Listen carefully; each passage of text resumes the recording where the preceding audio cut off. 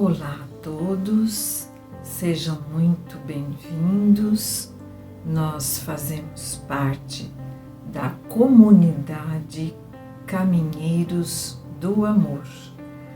A nossa casa fica na rua Arnaldo Magnicaro, número 1370, bairro Campo Grande, zona sul da cidade de São Paulo.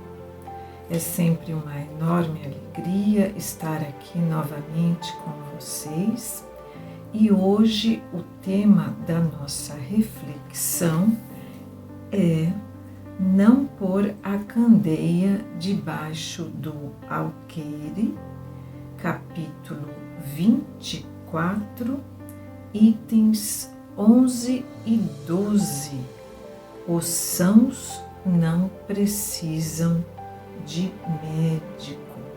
Isso está em Mateus, capítulo 9, versículos de 10 a 12, do Evangelho segundo o Espiritismo. A partir desse momento, vamos deixar as nossas preocupações nas mãos de Deus, nosso Pai de amor. Vamos buscando nos acalmar. Quem quiser pode respirar profundamente e vamos pedindo para o Mestre Jesus nos envolver em seu amor, em sua paz e que essa reflexão possa ser muito útil na sua vida. Assim sendo, vamos fazendo as nossas vibrações pelo nosso planeta Terra, pelo amparo aos pobres, aos enfermos do corpo e da alma, por todas as famílias, que haja harmonia, paz e saúde, e também pelas suas intenções pessoais. Na nossa vida passamos por fases difíceis e não devemos nunca esquecer que Deus zela por nós, nosso Pai da vida, nosso anjo da guarda, que é o nosso espírito protetor. Os ensinamentos de Jesus nos fortalecem para resolvermos os nossos problemas. Assim sendo, vamos juntos, de mãos dadas em pensamento, rezar o Pai Nosso com muita fé e esperança. Pai nosso que estais no céu, santificado seja o vosso nome. Venha a nós o vosso reino e seja feita a vossa vontade, assim na terra como no céu. O pão nosso de cada dia nos dai hoje, e perdoai as nossas ofensas, assim como nós perdoamos a quem nos tenha ofendido. E não nos deixeis cair em tentação, mas livrai-nos de todo mal, principalmente do mal que ainda habita em nós. Que assim seja, graças a Deus, graças a Jesus. Vamos então à leitura do Evangelho. Os sãos não precisam de médico. Antes de iniciarmos, vamos ver o tema central, que é não pôr a candeia debaixo do alqueire. Mas o que é candeia? Candeia é uma luminária usada nas casas antigas e ela também é um símbolo de luz, de sabedoria e, em alguns contextos, um símbolo da vida. E o alqueire? O alqueire é provavelmente um cesto que servia para transportar os cereais, os grãos. Nesta passagem do Evangelho de Mateus, que fala para não colocar a candeia debaixo do alqueire, é uma metáfora, que é uma linguagem figurada, que nós não devemos esconder a luz do Evangelho, mas sim nos esforçarmos para propagar os ensinamentos do Mestre para que ela ilumine a todos. Então, vamos ao texto, item número 11. E aconteceu que, estando Jesus sentado à mesa, numa casa de Mateus, o evangelista, que vindo muitos publicanos e pecadores se assentaram a comer com ele e com os seus discípulos. E vendo isto, os fariseus diziam aos seus discípulos: por que come o vosso mestre com os publicanos e pecadores? Mas, ouvindo-os, Jesus disse: os sãos não têm necessidade de médico, mas sim os enfermos. Mateus capítulo 9, versículos de 10 a 12. Vamos ver quem são essas pessoas. Quem eram os publicanos? Os publicanos eram os cobradores de impostos, das rendas de toda espécie, de taxas, e eles arrecadavam para o Império Romano. Eles corriam risco de serem agredidos porque eram considerados traidores, pois o imposto ia lá para os cofres de Roma, para a manutenção da corte romana. Então, o próprio Império Romano fazia vista grossa a esse imposto que eles superfaturavam. Eles cobravam a mais e enriqueciam assim ilicitamente. Isso também aconteceu com Zaqueu. Nós já vimos anteriormente que Zaqueu ficou rico ilicitamente, mas Zaqueu já estava arrependido dos seus atos e ele ansiava conhecer Jesus. E ele acaba sendo, ele acaba encontrando Jesus e Jesus se convida para ficar na casa dele, para se hospedar. E ele promete dar aos pobres o que ele arrecadou desonestamente e também ressarcir 4 vezes mais as pessoas a quem ele tinha prejudicado. E Jesus diz: hoje entrou a salvação nesta casa, porque este também é filho de Abraão, porque o Filho do Homem veio buscar e salvar o que tinha perdido.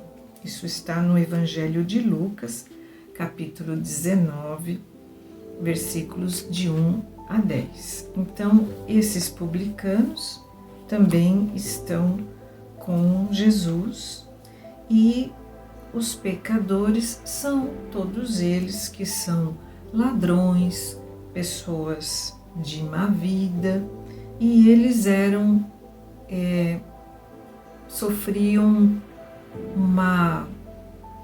um preconceito pelo restante do povo.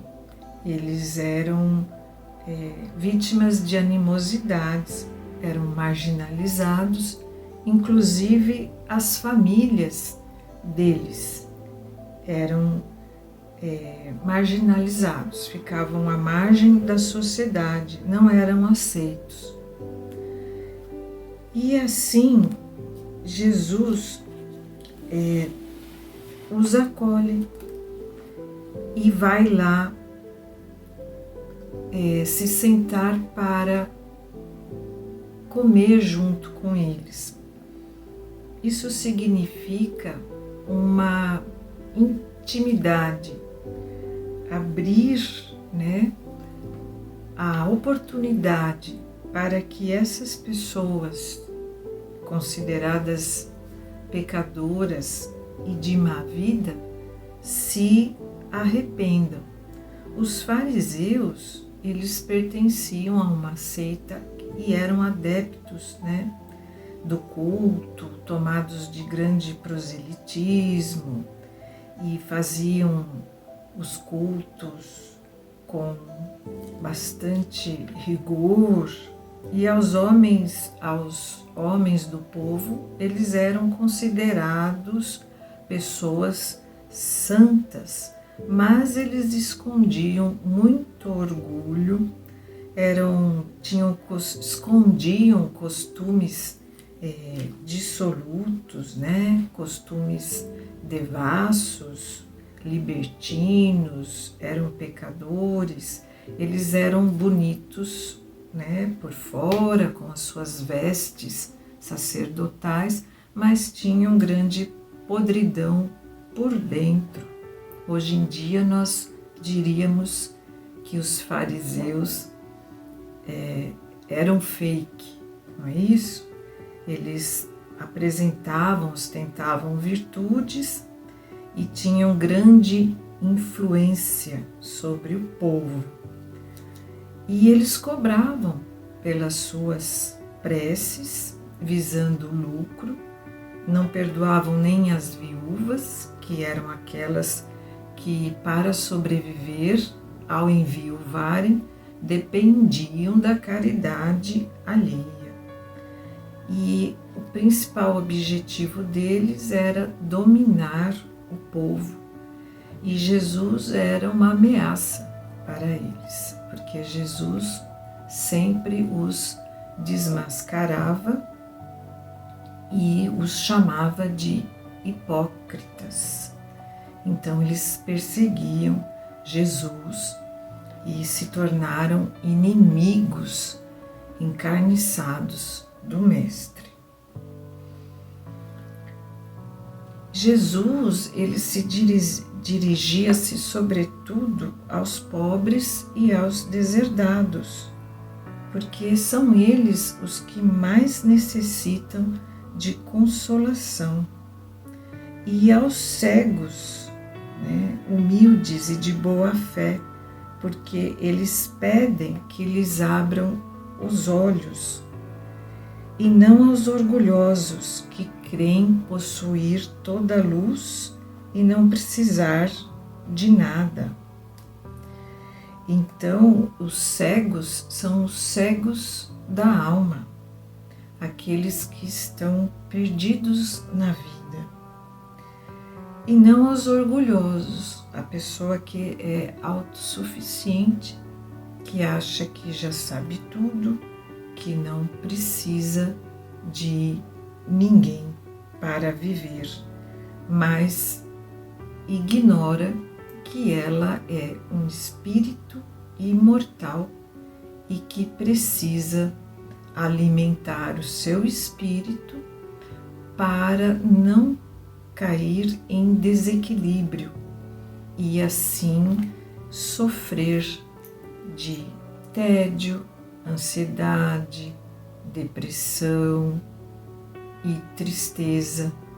A pessoa não sabe qual é o sentido da vida, pois vive apenas em função do mundo material e das próprias necessidades. E aí vem um comentário de Allan Kardec. Allan Kardec, ele relaciona esse texto com a mediunidade. E Kardec começa assim: estas palavras, como tantas outras, aplicam-se ao espiritismo. Às vezes, admira-se que a mediunidade seja concedida a pessoas indignas e por isso as empregam mal. Parece que uma mediunidade, uma faculdade tão preciosa, deveria ser atributo exclusivo de pessoas de maior merecimento. Mas Deus, Jesus, como mensageiro de Deus, oferece a oportunidade a todos. E naquele momento, na casa de Mateus, ele percebe a enfermidade na alma deles, pois apesar de possuírem uma aparência saudável, sabemos que eles eram orgulhosos e egoístas. E a doutrina espírita esclarece que o egoísmo e o orgulho são as duas maiores chagas da humanidade. Assim sendo, Jesus veio ao mundo para nos ajudar.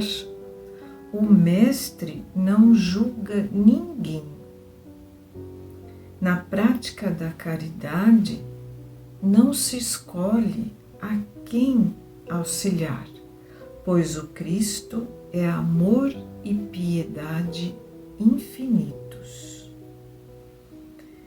E Ele nos dá o exemplo de praticarmos o amor na forma de caridade, de levarmos a paz e o amor para onde formos. Deus é a nossa luz. E para sermos curados, nós precisamos entender o Evangelho, os ensinamentos de Jesus, com o nosso coração. Quando o Kardec, no item 12, fala da mediunidade, Deus, em sua misericórdia infinita, nos deu as potências da alma. E a mediunidade é uma delas, é uma faculdade do ser humano.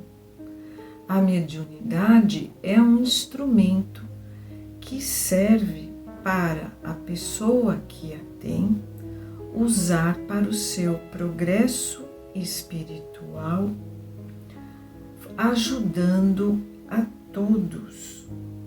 Por isso que muitas vezes o irmão, mesmo sendo imperfeito, é como uma ferramenta enferrujada, que tem uma mediunidade aflorada.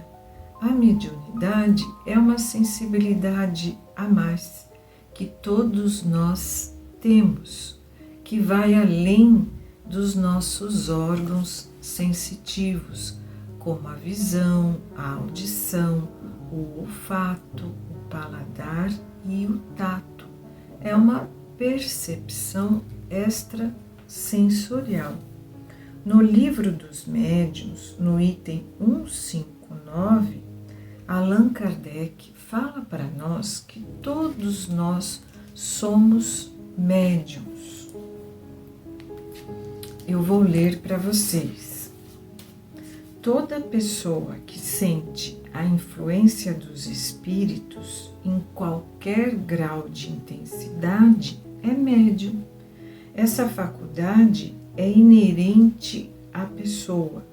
Por isso mesmo, não constitui privilégio e são raras as pessoas que não a possuem, pelo menos em estado rudimentar. Pode-se dizer, pois, que todos são mais ou menos médiuns.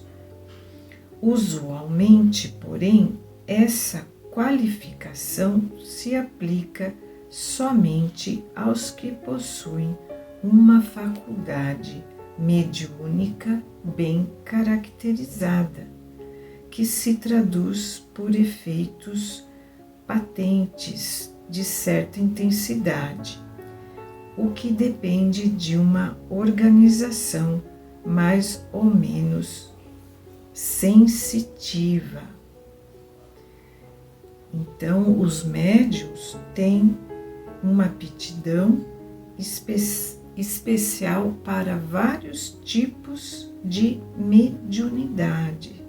Então, nós temos os médiuns de efeitos físicos, os sensitivos, os auditivos, os falantes, os videntes, os curadores, os psicógrafos, que são aqueles que escrevem.